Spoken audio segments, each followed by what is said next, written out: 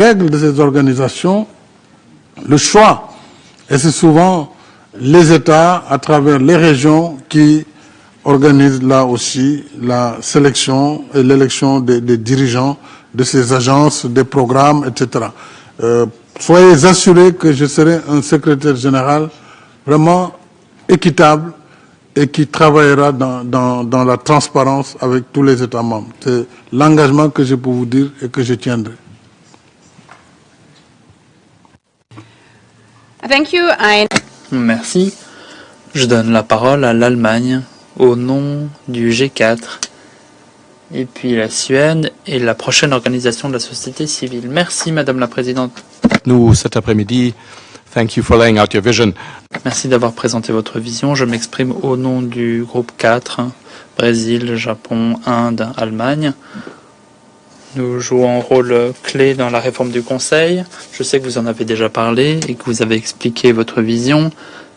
Mais avez-vous quelque chose à ajouter sur le sujet? N'hésitez pas. Qu'en est-il, selon vous, en tant que secrétaire général? Auriez-vous des initiatives sur la réforme du Conseil de sécurité, des initiatives, ou plutôt un Conseil qui ne représente pas les réalités géopolitiques d'aujourd'hui? Et j'ai une question à titre national. On dit qu'il faut que l'organisation soit adaptée à ses objectifs. Vous avez parlé de réforme. Mais pourriez-vous être un peu plus spécifique, peut-être? En tant que dirigeant, vous avez de l'expérience, vous avez peut-être dû mener des réformes en tant qu'ancien président. Et selon vous, que faut-il pour réformer l'organisation? Et votre expérience vous sert-il dans le cadre de ces réformes potentielles? Je vous remercie. Je remercie l'Allemagne au nom du G4, Monsieur Sall. Merci beaucoup, Madame la Présidente, et merci, Monsieur le représentant de l'Allemagne, ainsi que du groupe des 4, sur la réforme du Conseil de sécurité.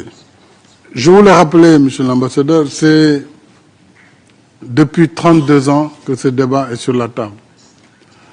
Avec, bien sûr, au moins un constat collectif. Le Conseil tel qu'il est aujourd'hui n'est pas représentatif du monde d'aujourd'hui. Tout le monde est d'accord là-dessus. Maintenant, comment faire pour que le Conseil soit plus représentatif? Toute la problématique est là. Il y a des positions, celles du groupe du G4, qui sont formées d'éminents pays, l'Allemagne, l'Inde, le Brésil, et le quatrième, c'est l'Allemagne, le Brésil, l'Inde. Voilà, ça va revenir tout à l'heure. Et donc, ces pays ont demandé à intégrer effectivement le Conseil comme membre permanent. Vous avez les pays en développement qui sont pas du tout représentés, puisqu'ils n'étaient pas là d'ailleurs pendant la création de l'ONU, et le groupe africain qui, depuis très longtemps, s'est engagé dans un consensus dit d'Iselweni et qui a réclamé 2 positions de membres permanents avec droit de veto. Ça, c'est la position africaine. Et vous avez d'autres qui considèrent que la réforme ne peut pas être faite pendant ces moments de tension, mais qu'il faut prendre le temps qu'il faut pour arriver vers ces réformes. Alors, moi, ce que je peux faire, c'est d'essayer de pousser l'agenda. C'est-à-dire qu'il faut quand même qu'on fasse un peu d'inclusion, tout en gardant à l'esprit la nécessité de maintenir la crédibilité du Conseil de sécurité et surtout son efficacité. Parce que déjà, avec 5 veto, on a du mal. Il faudra voir comment engager cette réforme pour l'inclusion, mais aussi tout en gardant l'efficacité et le bon fonctionnement du Conseil. Ça, c'est ce que je voulais dire. Donc, toutes les options sont sur la table. Je pousserai autant que faire se peut. Évidemment, la décision n'est pas celle du secrétaire général, mais celle des États membres. Et c'est ensemble que nous pourrons faire avancer cette réforme. Pourriez-vous encore, disons, c'est sur la réforme principalement. Si je peux être plus spécifique, j'étais en train de noter les questions. Je crois que, voilà, c'est sur la réforme ce que je peux dire pour le moment. Il faut continuer à oser aller vers cette réforme, mais sans précipitation et prendre le temps qu'il faut pour que l'inclusion soit une réalité, l'équité également. Et je pense que tout le monde doit être d'accord sur le fait que le Conseil doit s'ouvrir. Maintenant, comment, c'est toute la problématique. Je vous remercie. Thank you. I now give the floor to the Merci. La Suède a la parole, au nom de la Suisse aussi, et puis une autre organisation de la société civile. La présidente, Monsieur le Président Macky Sall, I have the honor to... J'ai l'honneur de poser 4 questions au nom de la Suisse et de la Suède. Mon pays. La charte de l'ONU insiste sur l'indépendance du secrétaire général qui doit résister aux pressions des États membres puissants, surtout des membres permanents du Conseil de sécurité. Même si la position du secrétaire général dépend de leur soutien. Comment répondrez-vous si un membre permanent du Conseil de sécurité met en péril les principes de l'ONU et enfreint le droit international? Pourriez-vous décrire une situation où vous vous opposerez publiquement à une grande puissance et quelles conséquences serez-vous capable d'accepter? Ensuite, quelles modifications spécifiques seraient prioritaires pour que le système de l'ONU soit plus coordonné, responsable et plus responsable en termes de ressources, notamment pour renforcer le système des commandeurs résidents et pour permettre une sélection de personnes compétentes en dehors du système de l'ONU. Troisièmement, quelle est votre vision pour l'avenir des opérations de paix à l'ONU? Comment allez-vous jongler avec les contraintes financières, assurer la sûreté et l'efficacité des missions et garantir que le maintien de la paix demeure un outil multilatéral crédible dans un environnement de conflit? Et enfin, quatrièmement, nous sommes vivement préoccupés par la levée de boucliers contre les droits des femmes et des jeunes filles, notamment les droits et la santé reproductive et sexuelle, et aussi dans le cadre de l'agenda Femmes et Paix et Sécurité. Quelles mesures concrètes allez-vous prendre pour promouvoir l'égalité femmes-hommes et pour lutter contre ces régressions? Je vous remercie. Je remercie le représentant de la Suède au nom de la Suisse et de la Suède, Monsieur Sall.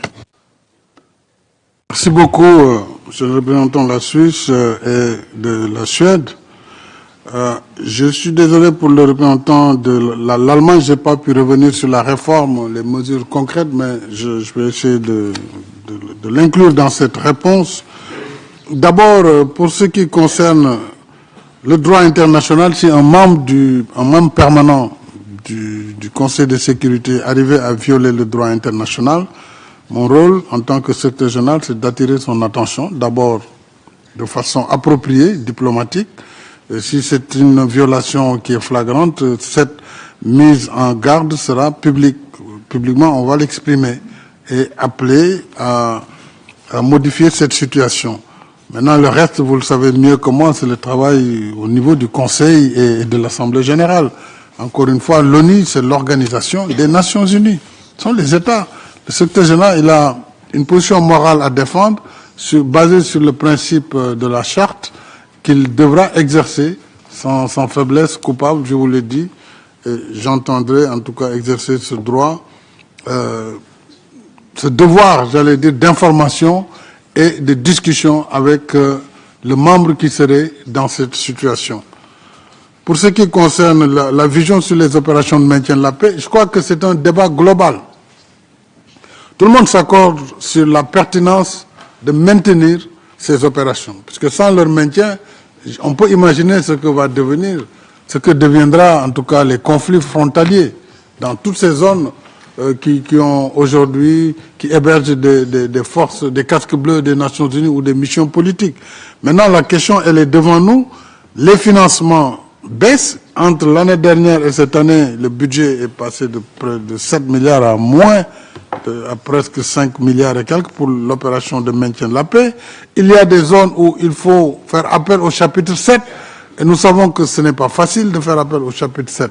Donc cette réflexion aussi, je crois, elle sera au cœur de nos réflexions communes pour voir comment maintenir en tout cas la présence des casques bleus partout où le besoin sera, tout en s'appuyant aussi sur les organisations régionales, tout en travaillant sur l'architecture de paix internationale et tout en invitant les pays contributeurs et qui financent en particulier ces opérations, peut-être élargir ce cercle et les amener à s'impliquer davantage.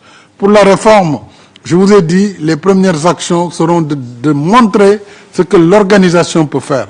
en termes d'élimination de duplication. Et Dieu sait qu'il y a des choses qui peuvent être faites, parce que parfois il y a des organisations qui se chevauchent.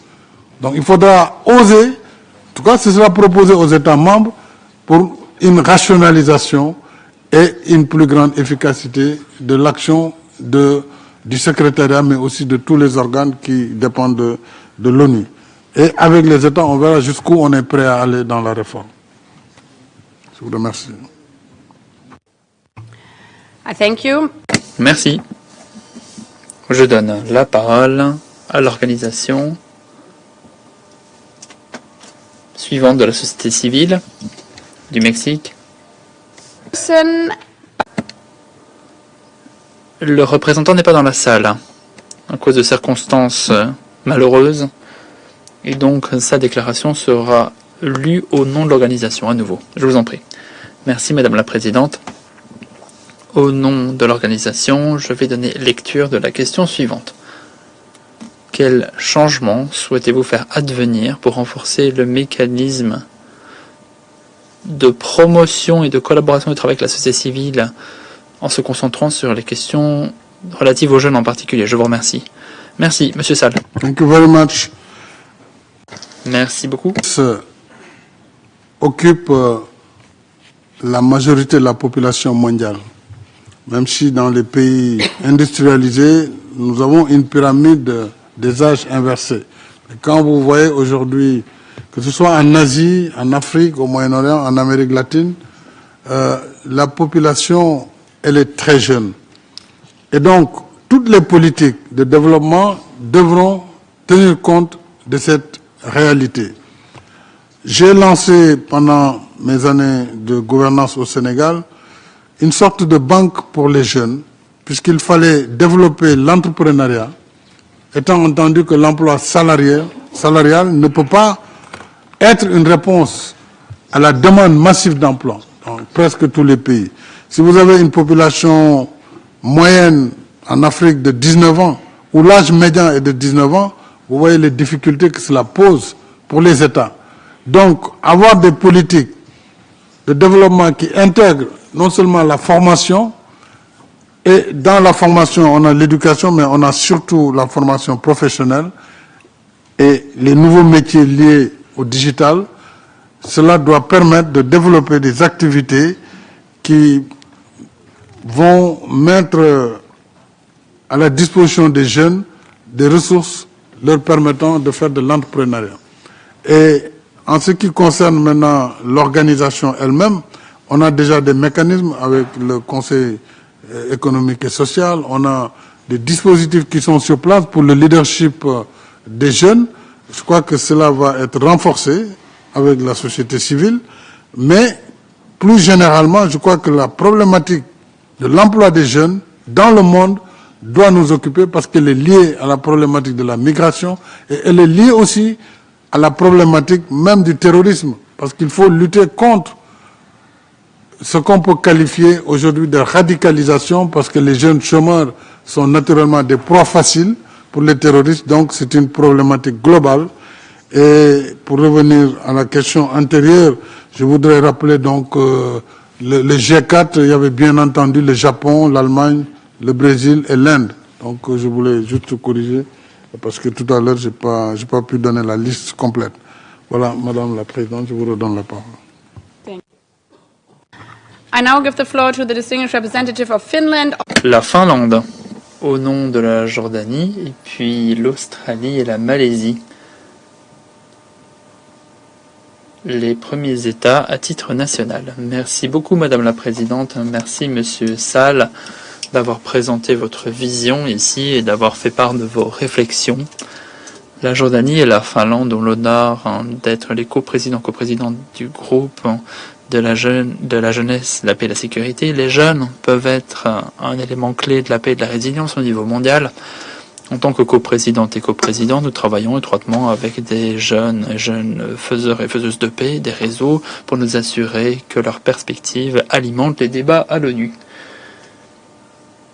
Et la question que je vais vous poser est au nom des jeunes faiseurs et faiseuses de paix. Si vous étiez élu, comment utiliseriez-vous votre rôle pour promouvoir l'agenda Jeunes et Paix et Sécurité, comme il se doit? Avez-vous peut-être un exemple concret à nous donner? Merci beaucoup. Je remercie la représentante de la Finlande au nom de la Jordanie. Je vous en prie, Monsieur Sall. Merci beaucoup, Madame la représentante de la Finlande et de la Jordanie. Je salue l'action conjointe de vos deux pays pour mettre en place le réseau de la jeunesse en faveur de la paix et de la sécurité. Promouvoir l'agenda de la paix et de la sécurité, c'est en effet intégrer une dimension jeunesse et même une dimension femme, parce qu'il y a aussi le rôle des femmes sur la paix. Et en Afrique en particulier, on voit beaucoup l'intervention des femmes, surtout de la société civile, dans la résolution des conflits et dans la prévention.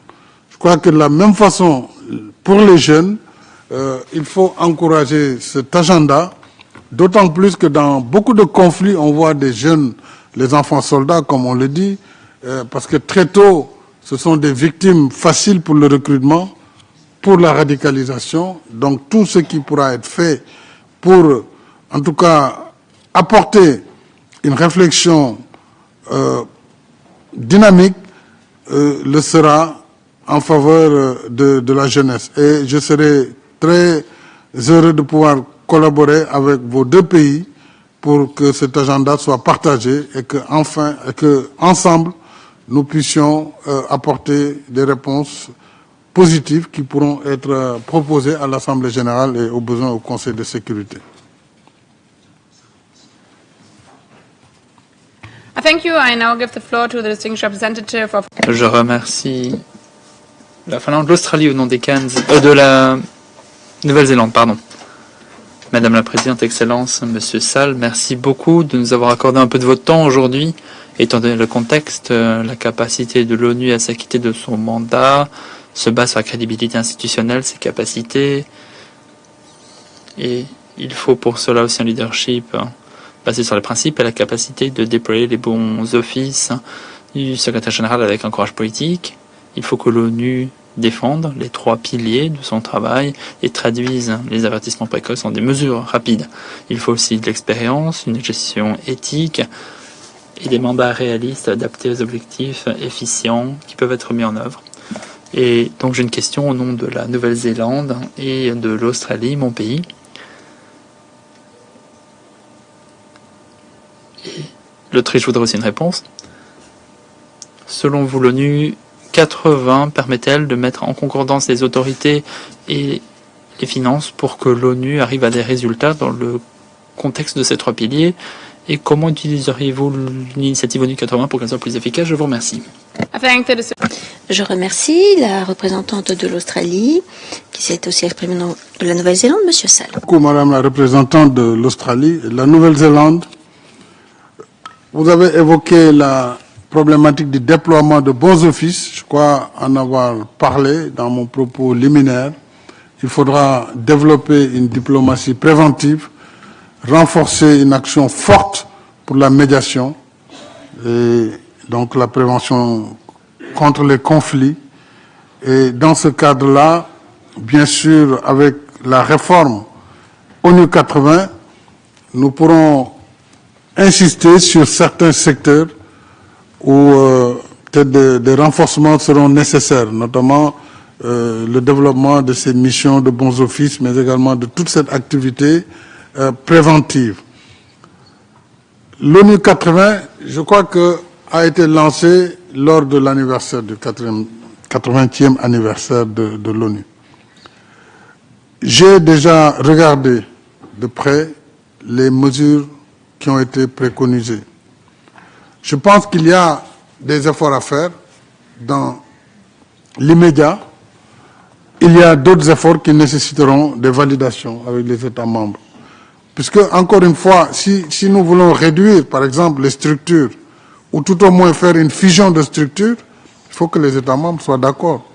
Mais il est clair qu'il y a des choses qui peuvent être optimisées. Quand je parlais d'optimisation, tantôt je pensais à cela. Éviter les mandats qui se chevauchent, éviter les missions qui se superposent. Donc ça, c'est ce que l'organisation peut faire assez rapidement. Maintenant, pour aller plus loin, évidemment, il faut que ce travail, cette réforme soit partagée avec les États membres. C'est ça qui donnera une réforme durable et une réforme qui engagera tout le monde.